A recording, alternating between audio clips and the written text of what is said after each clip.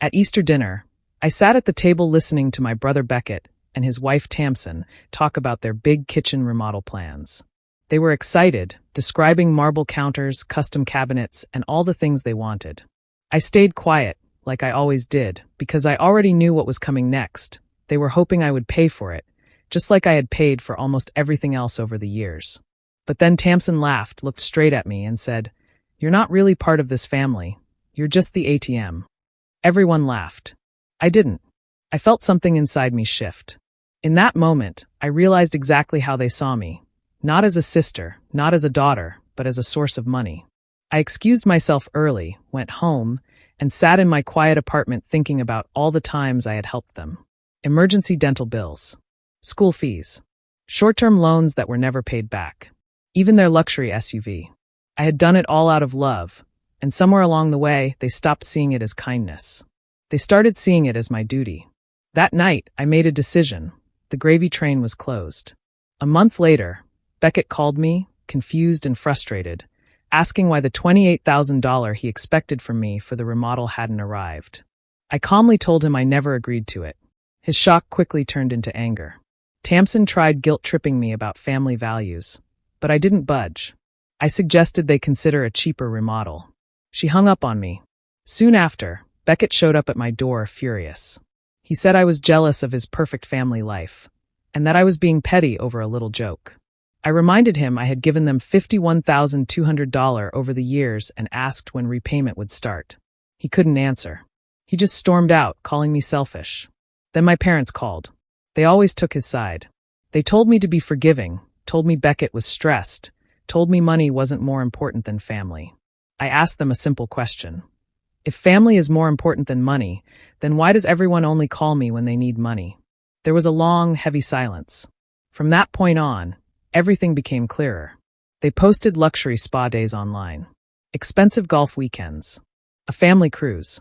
Then my mother still asked me to help with Beckett's property taxes. It was obvious they weren't struggling.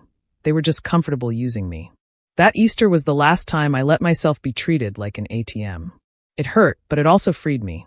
I didn't lose a family that loved me. I let go of people who only loved what I could give them. And for the first time in years, I felt in control of my own life again. When I got home after that Easter dinner, I opened my laptop and pulled up the spreadsheet I had kept for 8 years. I started it a long time ago just so I wouldn't forget how much I had loaned my brother and his family. I never planned to use it for anything serious. It was just a way to stay organized. But that night, looking at the numbers felt completely different. Every line told a story. The emergency dental bill I paid when Beckett said he was in terrible pain. The school fees they said they would return next month. The down payment for their SUV because they wanted something safe and comfortable for the kids. The many smaller amounts they needed, just until next payday. When I added everything up again, the total was $51,200. Seeing that number made me sit back in silence. I knew it was a lot, but I never realized just how much it had grown. As I scrolled through the list, I remembered how things used to be. In the early years, Beckett and Tamsin always said thank you. They brought small gifts to my place, or they called to tell me how grateful they were. But slowly the tone changed. The thank yous stopped. The requests became faster, sharper, and almost expected. They stopped asking and started assuming. I also remembered the little comments they threw my way. Tamsin would laugh and say things like, "Well, Sage doesn't have kids, so she doesn't really understand responsibility." Beckett would joke that I had all the free time in the world because I was a career woman. They acted like my life was easy, like I didn't have bills, stress, or worries of my own. I worked hard for everything I had. But they talked as if money just appeared for me, as if helping them should be simple and automatic. Looking at the spreadsheet brought all of those memories back, and not in a cruel way, just in a clear way. For the first time, I saw the pattern right in front of me. I wasn't helping because they needed help. I was helping because they expected me to help. And I kept saying yes because I didn't want to cause problems in the family. But now the facts were right there, laid out in rows and columns. I had given so much, and they had taken even more. They didn't see how much I carried. They didn't see how hard I worked to build my life. They only saw what I could provide. I stared at the final number again. $51,200. I told myself something I had never said before. I don't owe them any more. Not money. Not explanations. Not silence. The spreadsheet didn't just show the money I had lost. It showed the moment I finally opened my eyes. The first real test came only a few weeks after Easter. I was at work when my phone started ringing again and again. When I finally answered, it was Beckett, and he sounded confused, rushed, and a little angry. He told me the contractor needed the $28,000 deposit for the kitchen remodel, and they were waiting for my transfer. He spoke as if the money was already promised, as if this was just a small delay on my side. I kept my voice calm as I told him I had never agreed to pay for the remodel. I reminded him that he mentioned the idea at dinner, but I never said yes. He went silent for a few seconds, like he couldn't believe what he heard. Then he asked again, slower this time, as if maybe I misunderstood my own words. I repeated the same thing. I wasn't paying for the remodel. The confusion quickly turned into panic. He said the contractor was holding their spot, that they already picked the tiles and cabinets, that everything was set. I told him I understood, but it didn't change my answer. I wasn't responsible for a decision they made without me. He hung up without saying goodbye. An hour later, Tamsin called. Her voice was shaking like she had been crying. She said she didn't understand why I was doing this. She said the kids were excited, the house needed an upgrade, and family was supposed to help each other. She started talking about family values, saying I was breaking the unity of the family by refusing. She made it sound like I was betraying them, not the other way around. I listened to her without interrupting. When she finished, I simply told her they could still remodel, but they might need to choose something more affordable. I even suggested doing the project in small steps, so they didn't have to take on too much at once. The moment I said cheaper, the tears stopped. Her tone changed instantly. She told me I was being judgmental, that I didn't understand what a family home needed. Then she ended the call. After that, no one said anything for the rest of the day. It felt strange, almost quiet. But inside, I felt steady. For the first time, I didn't feel guilty. I didn't feel scared. I didn't feel like I had to fix everything. They planned a remodel assuming I would pay. I simply corrected their assumption. I knew this was only the beginning. They weren't used to hearing no from me. But I also knew one thing. If I gave in this time, nothing would ever change. And I was finally ready for things to change. 2 days after the remodel calls, I heard loud knocking on my condo door. I knew immediately it was Beckett. He didn't text, didn't call, he just showed up. When I opened the door, he pushed his way inside without waiting for an invitation. His face was red, and he looked like he had been building up anger the whole drive over. He started talking fast. He said he couldn't believe I was doing this to him. He said I was acting jealous of his perfect family life, that I didn't understand what real responsibilities looked like, and that I was punishing him over a harmless joke at Easter. He kept pacing around my living room, waving his hands, making it seem like I had caused some huge disaster. I let him talk, because nothing I said would matter until he ran out of words. When he finally stopped, I asked him to sit down. He refused. So I stood there and spoke calmly, even though my heart was pounding. I told him I wasn't jealous. I told him I wasn't angry about the joke. I was simply done being treated like a bank. Then I told him the number, $51,200. I said it slowly so he could really hear it. I told him that was the total amount I had given him and his family over the past 8 years. He froze for a moment, like he wasn't sure what to say. Then he told me I made the number up. I walked to my table, picked up the printed summary from my spreadsheet, and handed it to him. Every date, every amount, every reason. He didn't even look at it. He just crumpled the paper in his hand and threw it back on the table. That's when I asked the question I had avoided for years. When will you start paying me back? His eyes narrowed, like I had insulted him. He said families didn't keep score, and only selfish people cared about money. He said I was the one breaking the family apart by asking for repayment. He tried to twist the whole situation so he could walk out feeling like the victim. I didn't argue. I just repeated the question. When will you start paying me back? Hearing it again made him furious. He said I had changed, that I wasn't the sister he used to know, and that I was cold and heartless. Then he marched toward the door. Before leaving, he pointed at me and said, "You're selfish." Then he slammed the door so hard the picture on my wall rattled.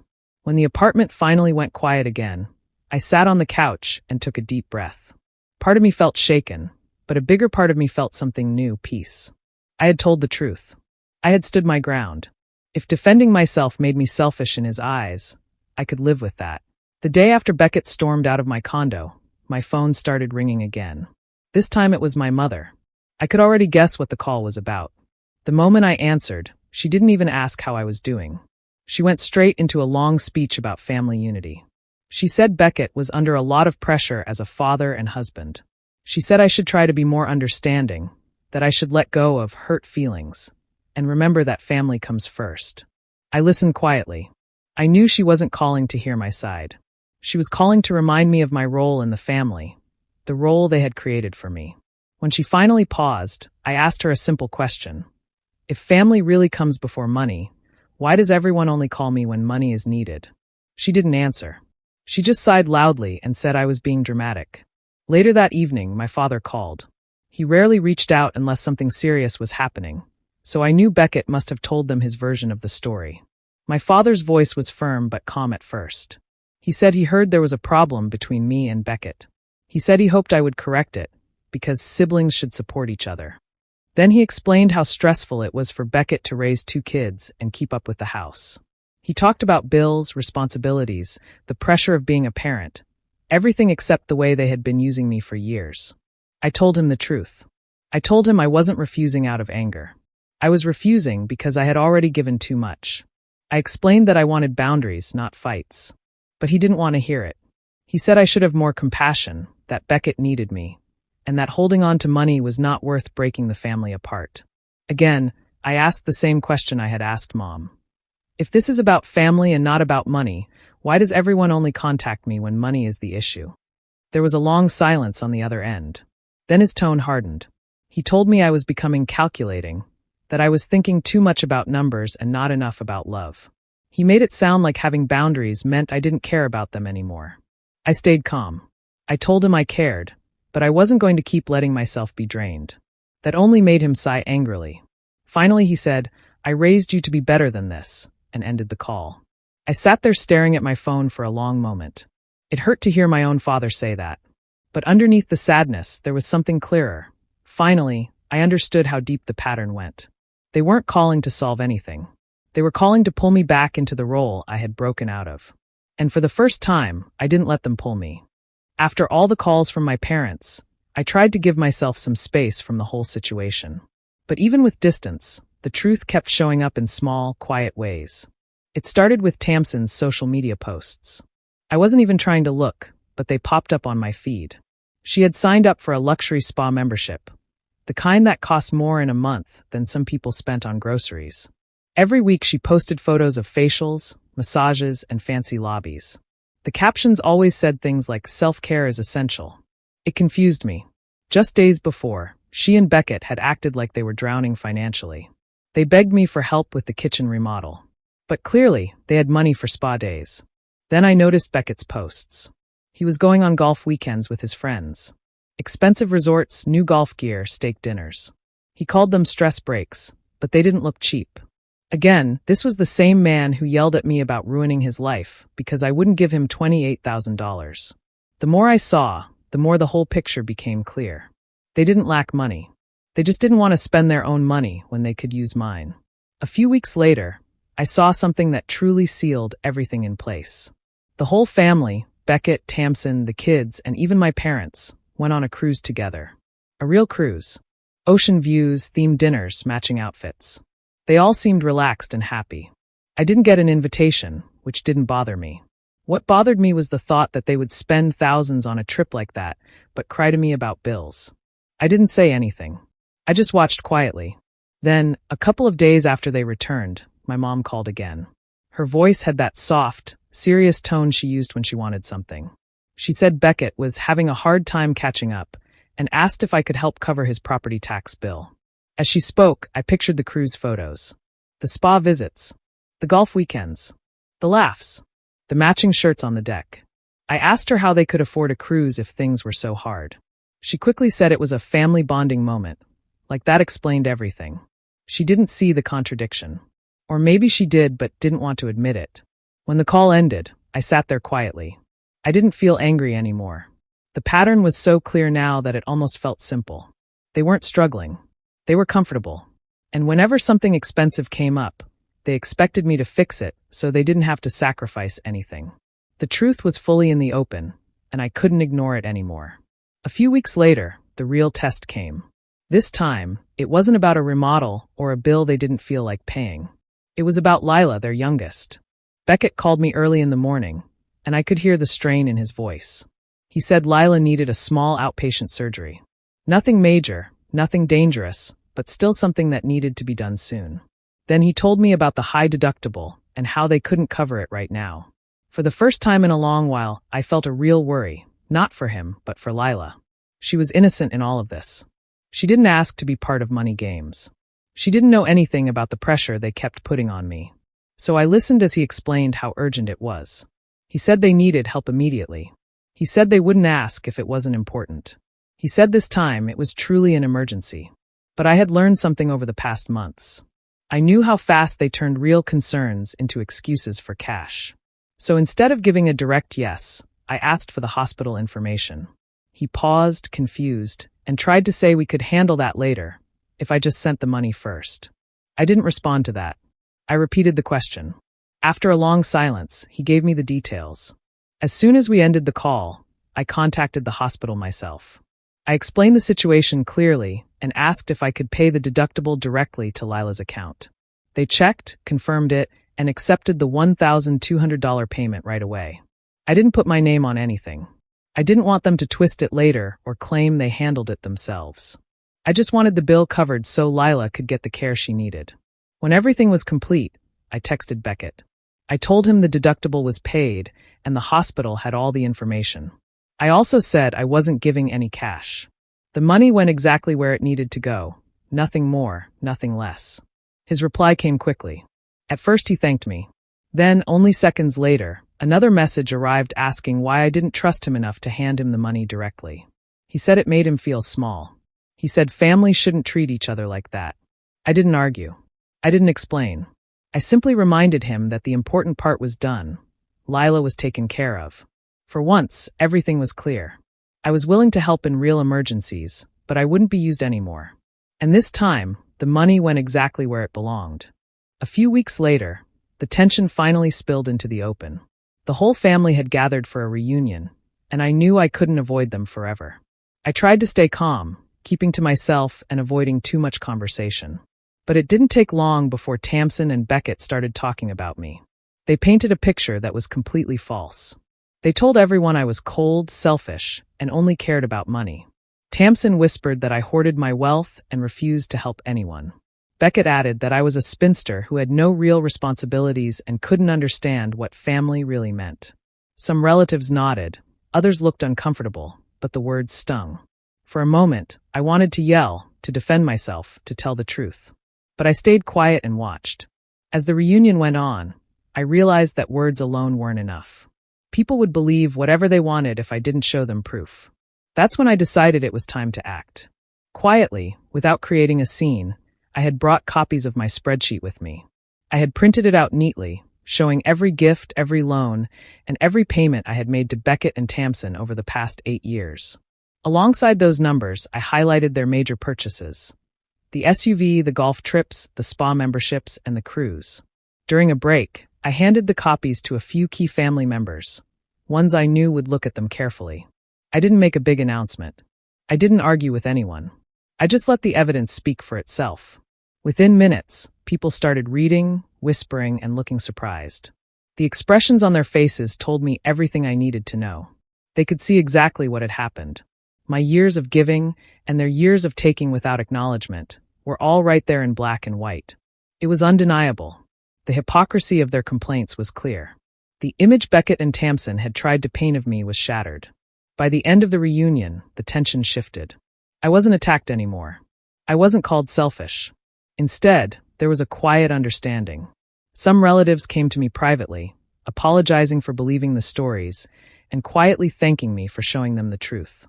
My parents didn't comment much, but the smugness and assumptions they had carried for years were gone. For the first time, I felt a sense of relief. I didn't need to argue. I didn't need to fight. The spreadsheet did what words couldn't. It showed the truth. And the truth was finally visible to everyone who mattered. For the first time, Beckett and Tamsin couldn't manipulate the story. The family knew exactly what had happened, and I finally felt like I had taken control of my own story. After I quietly handed out the spreadsheet at the family reunion, the effect was immediate, even if no one said much at first. It was like a silent earthquake. Everything shifted, but slowly, almost carefully. People were reading, looking shocked, whispering to each other, and realizing things they had only suspected. My aunt was the first to reach out. She called me later that evening, her voice low and gentle. She said she had always sensed something was wrong, that Beckett and Tamsin depended on me too much, but she had never seen the proof. She thanked me for showing the numbers and said she finally understood what had been happening for years. A cousin did the same. They had noticed how I always said yes to requests and how my parents often stayed quiet, letting the situation slide. Now they could see the full scale of it. They offered quiet support, not judgment or advice, just understanding. Even my parents were affected. For years, they had pretended not to notice or had excused Beckett and Tamsin, blaming me for being too strict or too calculating. But now, seeing the actual numbers and dates, they could no longer ignore the truth. They were silent when I spoke to them after the reunion. There were no lectures, no reminders about family unity, no calls to forgive. They finally had to face the reality that their own favoritism and excuses had allowed Beckett and Tamsin to exploit me for years. I could see the disappointment in their eyes, but also a recognition that they had been wrong. Beckett and Tamsin, on the other hand, were completely isolated. Their usual stories and complaints no longer worked. They tried to talk to relatives, to explain, to make themselves look like the victims, but nobody listened the same way anymore. Everyone had seen the spreadsheet. Everyone had seen the facts. Their excuses sounded hollow, their guilt-tripping meaningless. They had lost control of the narrative they had built for years. For the first time, I felt a calm sense of relief. The quiet support from family members I trusted, combined with the visible proof, made it impossible for Beckett and Tamsin to manipulate anyone anymore. I wasn't alone. I wasn't the villain they painted me to be. The truth was finally clear, and it worked in my favor. It was a turning point. The family dynamic I had struggled with for so long had shifted. People who had once ignored or doubted me now stood quietly on my side. Those who had tried to pressure me for money had no one to back them up. And I realized for the first time that my boundaries were respected, my choices mattered, and my voice finally carried the weight it deserved. The balance had changed, and I could finally breathe. After everything, I didn't get the apology I had secretly hoped for. Beckett and Tamsin didn't come to me with tears or remorse. Instead, there was silence. At first, it felt strange and empty, but over time, that silence turned into a kind of brittle, formal respect. They didn't push me for money anymore. They didn't make jokes about me being the ATM. They barely mentioned me at all, but I could feel the change. For the first time in years, I could focus on myself without guilt. I started planning things I had always wanted to do, but never had the freedom to pursue. One of the first things I did was book a solo trip to Iceland. Just me, a camera, and the northern lights. No responsibilities to anyone else, no constant requests, no pressure. I felt lighter, like I had been carrying the weight of other people's lives on my shoulders, and had finally put it down. Thanksgiving came, and I went to the family gathering with a small, simple pie I had baked myself. It wasn't fancy. It wasn't expensive. It didn't need to be. Nobody asked me for money. Nobody expected anything from me. I realized then how much my life had changed. For years, I had been defined by what I could provide, but now I was defined by who I was. I could set boundaries, make decisions for myself, and not feel guilty. The $51,200 I had given them over the years had cost me my patience, my energy, and a lot of trust. But it had also taught me something invaluable. The importance of standing firm, of saying no, and of protecting myself. Each time I refused to hand over money for something unnecessary, each time I set a limit, I bought back a little piece of my self-respect. It hurt at first, but in the end it was worth it. The old family dynamic, where I was the default helper, the silent provider, the one who could always be counted on financially, was gone. That role no longer existed. I wasn't just free from their expectations. I was free to live my own life fully. Looking back, the financial ledger is closed. Every dollar, every gift, every loan, they all have their place in the past. But the emotional ledger is what really matters. And now, finally, it's in the black. I have my dignity. I have my peace. I have my life. The ATM is officially out of service, and for the first time in years, I feel whole. Do you think I did the right thing by finally saying no to my brother and his wife, or should I have kept helping them? Share your thoughts in the comments and subscribe for more real-life family stories.